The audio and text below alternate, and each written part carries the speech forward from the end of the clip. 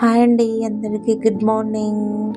Weather చూసారా అండి? బయట వర్షం అయితే బాగా కురుస్తుందండి. వెదర్ కూడా చాలా చేంజ్ అయిపోయింది. అలాగే చల్లగా కూడా ఉంది. గాలి కూడా చల్లగా వస్తుందండి. ఈ టైంలో మనకైతే మన ఇంట్లోనే వేడి వేడిగా ఏదో ఒకటి తినాలనిపిస్తుంది కదా అండి.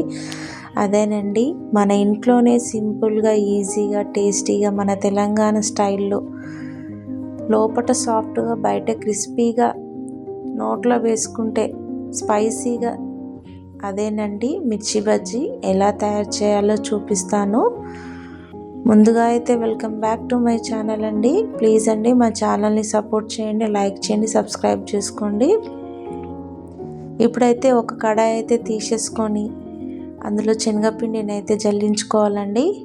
దాంట్లోనే 2 టేబుల్ స్పూన్లు అయితే కార్న్ఫ్లోర్ అయితే వేసేసుకోవాలి. 1 టేబుల్ స్పూన్ ఉప్పు, కారం, అలాగే ఓమా అనేది నేనైతే వేయించుకొని పౌడర్ చేసుకొని అయితే వేయించుకున్నాను. మీరు ఓమాని అయితే చేయితోటి నలిపి కూడా వేసుకోవచ్చు.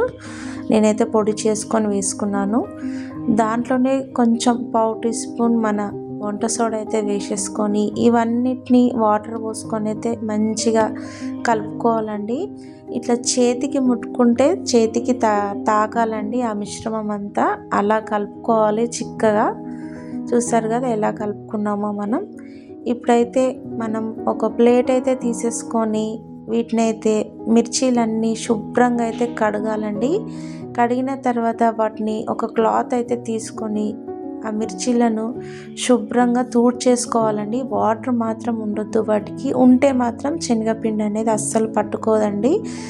నీట్గా తూడ్చేసుకున్న తర్వాత వాటిని ఒక చాక్తో కానీ ఒక స్పూన్తో కానీ ఇలా ఘాట్లు అయితే పెట్టేసుకోవాలండి. ఇలా అనేసుకొని దాంట్లో కొంచెం ఉప్పు అయితే పెట్టేసుకోవాలండి. అట్లా అన్నిటినీ అలాగే చేసుకోవాలి. చాక్తో పెట్టి దాంట్లో కొంచెం సాల్ట్ అయితే పెట్టేసుకోవాలి. ఇప్పుడైతే మనం స్టవ్ అయితే వెలిగించుకొని కడాయి అయితే పెట్టేసుకొని డీప్ ఫ్రైకి సరిపడా ఆయిల్ అయితే పోసేసుకోవాలండి. ఆయిల్ వేడైనాక ఏదైతే మన శనగపిండి మిశ్రమమో మిర్చీలన్నీ అందులో డిప్ చేసి ఒకదానికొకటి ఈ ఆయిల్ అయితే వేసేసుకోవాలండి. ఇవన్నీ బంగారు రంగు వచ్చే వరకు అయితే వేయించుకోవాలండి. ఆ తర్వాత ఫైనల్గా అయితే మనము ఒక ప్లేట్ అయితే తీసేసుకొని అందులోకి అయితే సర్వ్ చేసుకోవాలండి. అంతేనండి, లోపల సాఫ్ట్గా, బయట క్రిస్పీగా మన తెలంగాణ స్టైల్లో వేడి వేడి మిర్చీలు అయితే రెడీ అయిపోయినాయండి. ఇప్పుడు అదే ఆయిల్లో మనం ఆలుగడ్డ బజ్జీలు ఎలా తయారు చేసుకోవాలో చూపిస్తానండి. ముందుగా అయితే ఆలుగడ్డలను చెక్కు గీసేదాంతో అయితే పొట్టు అయితే తీసేసుకొని వాటిని శుభ్రంగా అయితే కడిగి ముక్కలుగా అయితే కోసుకోవాలి సన్నగా. ఇప్పుడైతే మనం ఏదైతే శనగపిండి ఉందో దాంట్లో డిప్ చేసుకొని వేసుకోవాలండి ఈ ఆలుగడ్డ బజ్జీలు.